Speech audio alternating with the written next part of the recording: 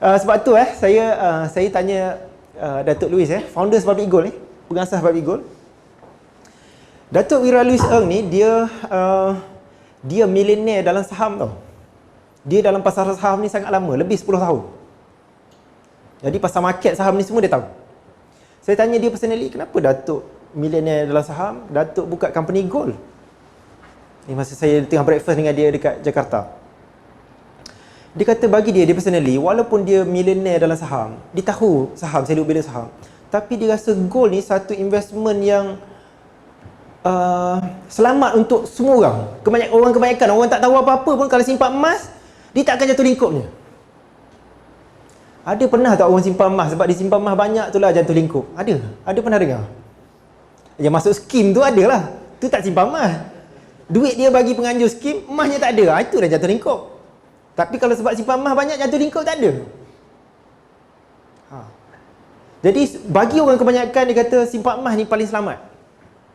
Tak ada possibility jatuh lingkup. Anything, apa pun berlaku kepada ekonomi atau politik dalam negara, dia tak akan jatuh lingkup. Hatta kalau berlaku peperangan sekalipun, tak akan jatuh lingkup sebab kalau dia ada simpan emas. Saya bulan lepas saya balik kampung.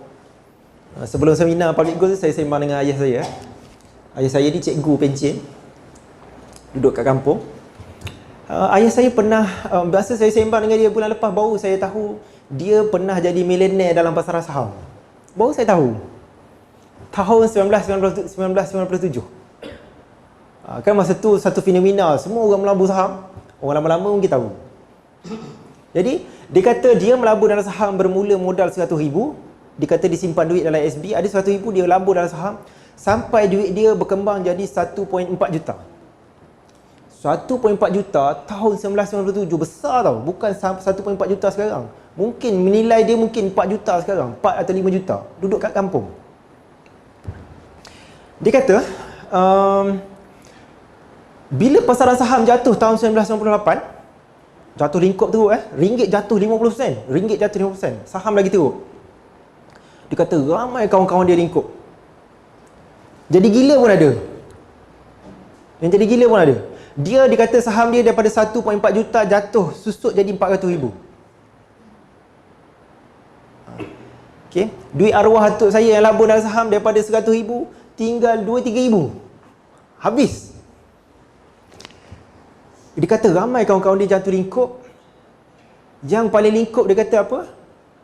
Sebab masa pasaran saham tengah bagus, berhenti kerja, ambil pinjaman banyak-banyak, labur dalam saham. Bila untung, invest lagi. Bila jatuh, apa yang ada pada saham? Apa yang kita ada? Harga saham jatuh?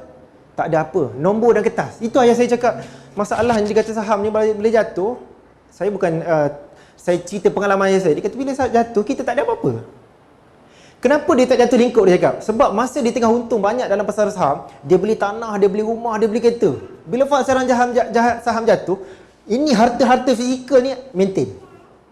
Sebab tu dia tak jatuh lingkup. Dia tak berhenti kerja, masih kerja macam biasa. Kawan-kawan yang berhenti kerja, ambil loan, masa kaya tak beli harta fizikal, tak beli tanah, tak beli rumah, tak ni, jatuh betul-betul lingkup. Harta tak ada, hutang pula dah banyak. Jadi harta fizikal macam emas ni, dia tak ada possibility lingkup. Okey? Sebab tu orang tanya saya berani apa ni? Cik Zul, harga emas akan naik tak? Short term saya tak sure. Tapi long term saya confident dia akan naik. Saya confident dia akan naik. Sebab apa? Harga karipap akan naik tak agak-agak? Akan naik tak? Perlu tak buat analisis harga karipap akan naik ke tak naik? Confirm naik. Harga karipap pun akan naik. Ini pula emas. Simple, saya nak suruh faham. Tak perlu benda ni, tak perlu study detail, analisis, tak perlu. Logiknya mudah. Sebab apa harga karipap naik? Sebab duit kita jatuh. Duit makin lama makin jatuh. Sebab tu saya confident long term harga emas confirm akan naik.